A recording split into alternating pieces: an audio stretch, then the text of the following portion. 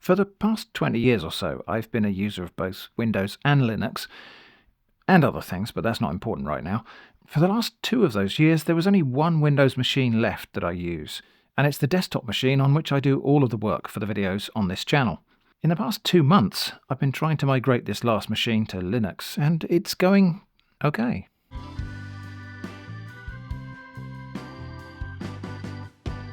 At the time of making this video, migration's almost complete.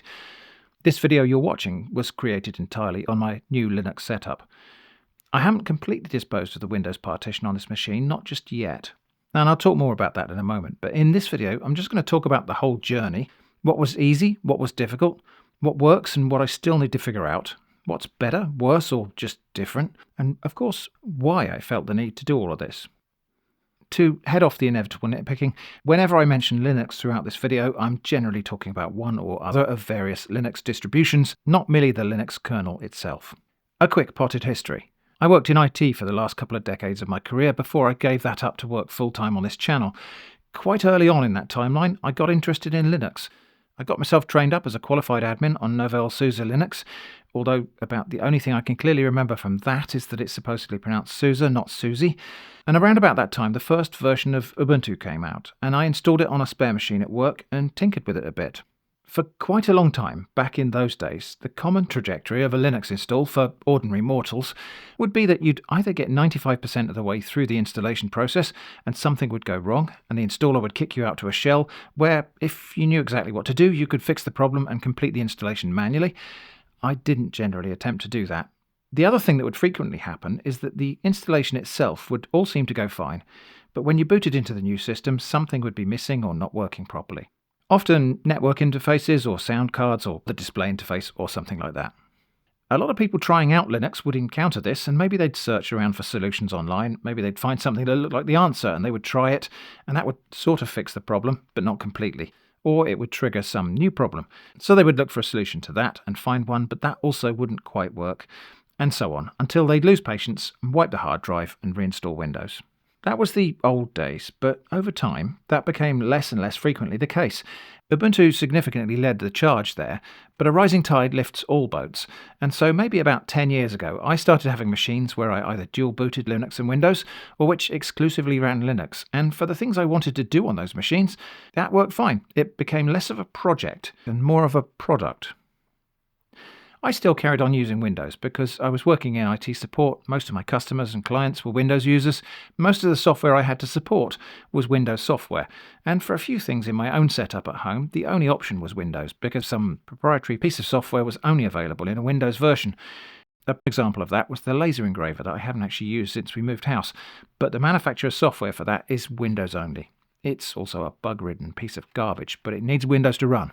Anyway, for making content on this channel, I had various Windows laptops and desktops running various different Windows-only editing software offerings, and I was using Linux for a lot of other stuff on different machines.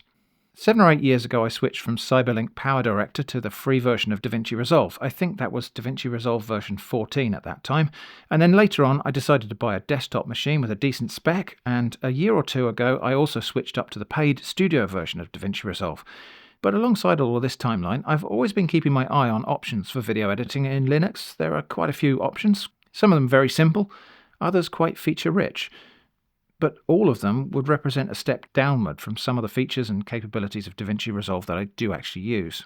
Then came the moment when I decided it was time to seriously work on stepping away from Windows, partly precipitated by the intrusion of Copilot, which is just unnecessary for me and it gets in the way, as well as some related concerns about privacy, but also a whole lot of performance and other issues where it just seems like Windows is using me rather than the other way around.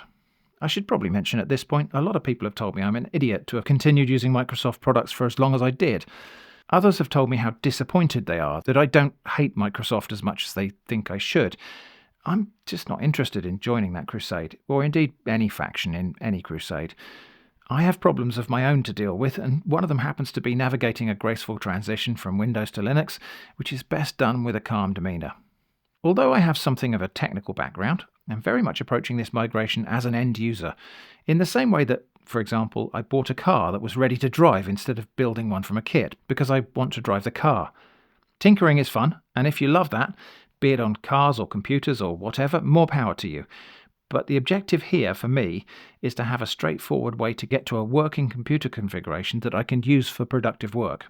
Anyway, there's really only one thing that is highly critical to my production setup, and that is Davinci Resolve.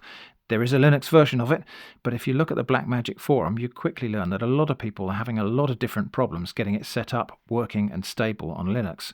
And the reasons for that are, firstly, the expectation of the supplier is that you'll run the program on a dedicated workstation that is built using the VFX reference platform on Enterprise Linux, which is not wrong, but it's also not necessarily a comfortable solution for someone who wants to use it on a multipurpose desktop home computer.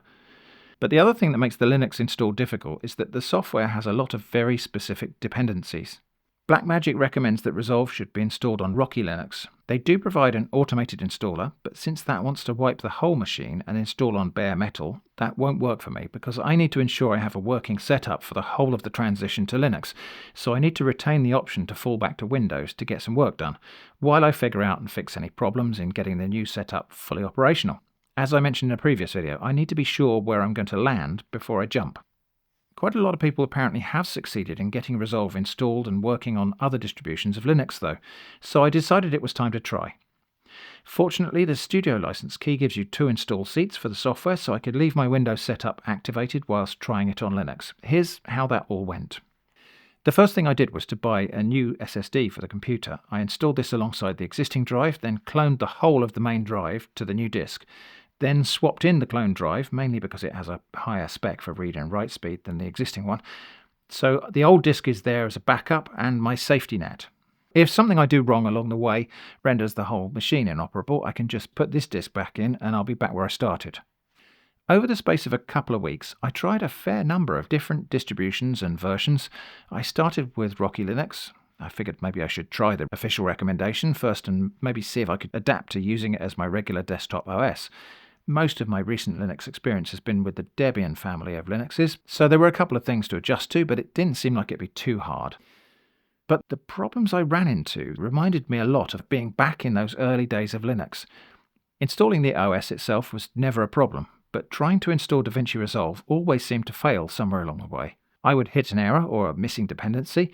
I would search online for advice on solving that, and I'd find something that appeared to be a solution. I would do that and it would mostly work, but not completely. And I would find myself up against a fresh problem, for which I would search for help and find another solution which would almost work, and so on. Either never actually reaching the end of the problems, or hitting a wall where there were just no further solutions on offer. On screen is a list of all the different Linux versions and approaches that I tried, plus a couple of options I considered but didn't want to try. After more than 2 weeks of this, I was about ready to give up. I felt like I'd really tried hard enough, and given that on Windows you just click through the installer and it works, I felt there's no way to really deny that that's a better end-user experience. But I don't like giving up. So I kept on looking for solutions, and there was this, a script that manages the Davinci Resolve installer and babysits it so that it gets the current versions of all the dependencies it's asking for. I decided this last try would be on Linux Mint, because if the last try was going to work, that would also be a nice, comfortable desktop experience, and it worked. This time, the installer ran without a flaw. The program itself fires up and runs just fine. It looks like we're in business. This script was intended for an AMD graphics setup, and mine is Nvidia, but I had already installed drivers for that, so it didn't matter. It was all of the other stuff the script did that made it work. There was, though, still one hurdle to traverse. Davinci Resolve on Linux doesn't support the AAC audio codec, and unfortunately that's how the audio is encoded in the MP4 files that are recorded by all of my different cameras. So I had to whip up a little script to transcode the audio, and at the same time I made this so it organises my videos into folders for each month, which I was previously doing manually. This script is a bit quick and dirty at the moment and contains a lot of repetition as it processes a list of folders in slightly different ways. I may rewrite this later to use functions and cut out the redundancy if I can be bothered. Getting all of my assets and preferences set up in Davinci Resolve took a couple of hours, and then we're ready to edit a video. So this is my Linux desktop. I've also installed a few other things that I use frequently down here. There is one Windows program called ULEAD Photo Impact, a really old image editing thing from 2002 which I've continued to use for making my video thumbnails, just because I like this text effect it does.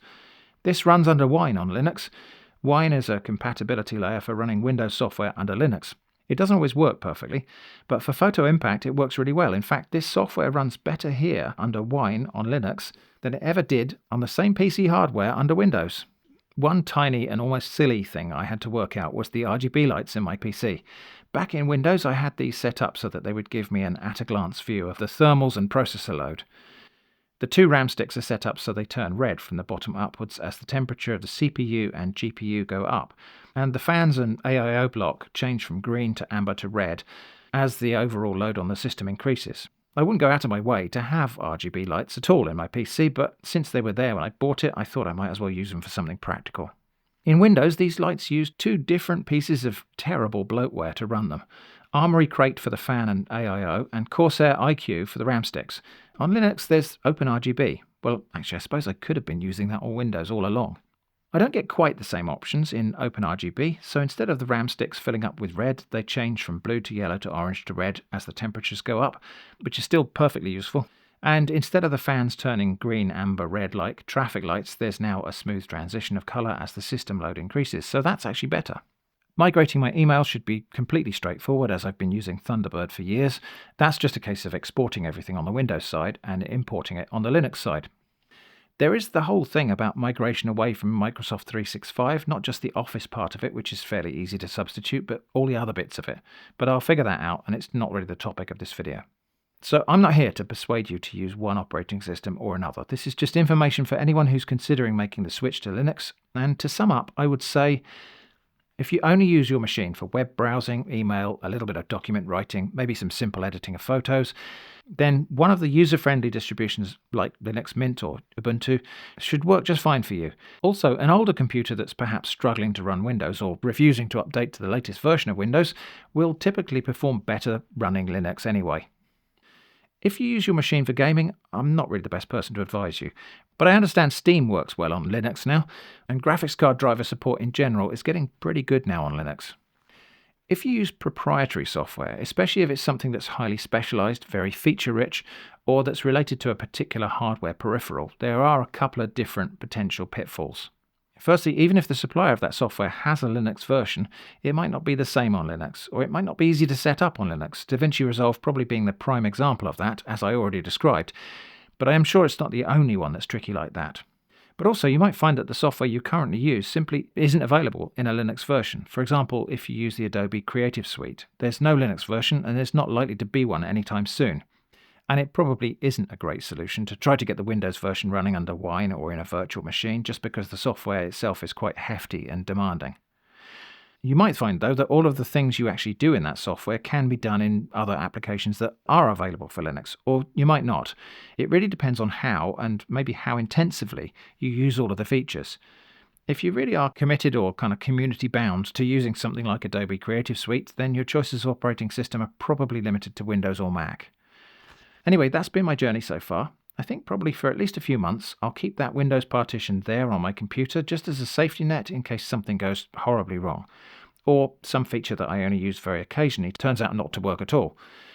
One thing I haven't tested yet is what happens with installation of a version upgrade in Davinci Resolve, so I want to see at least one or two of those go through smoothly before I consider deleting that Windows partition and reclaiming the disk space.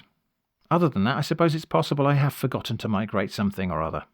So again, I'll keep that Windows partition around for now. But for everyday use, I am booting into Mint now, and that's my main OS for work. The general experience is actually quicker and slicker than it was in Windows.